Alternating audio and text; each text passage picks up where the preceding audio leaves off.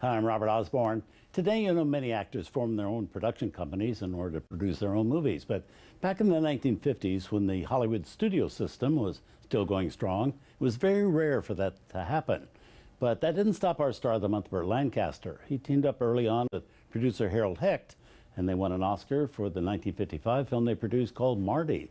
And by 1962, the production company, first known as Hecht Lancaster, then as Hecht Hill Lancaster, had created a really great array of films, including Sweet Smell of Success, Trapeze, Separate Tables, and also our next movie, which certainly ranked very high on Burt's credit sheet. It's Birdman of Alcatraz, released by United Artists in 1962, based on a true story about a convicted killer named Robert Stroud. Now, Stroud's life was transformed by, of all things, an injured sparrow. How and why that sparrow changed Stroud's future is the basic story told in this really fascinating film. It's a movie that Lancaster, as a producer, and his longtime partner Harold Hecht very much wanted to shoot in the Alcatraz federal prison, where Stroud had once been incarcerated. But the Bureau of Prisons wouldn't let them do that.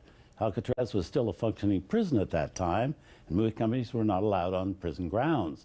So instead, exact replicas of Alcatraz were built on a Hollywood soundstage.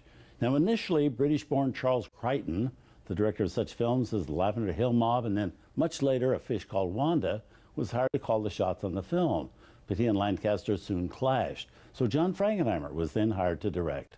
Burt had just completed The Young Savages with Frankenheimer, and although they often didn't see eye to eye on that film, Lancaster had been impressed enough with Frankenheimer to ask him to come and take over this movie.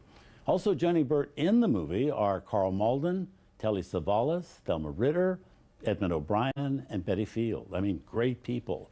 So here with Burt Lancaster, giving a performance which brought him a Best Actor Academy Award nomination from 1962, the true story of Birdman of Alcatraz.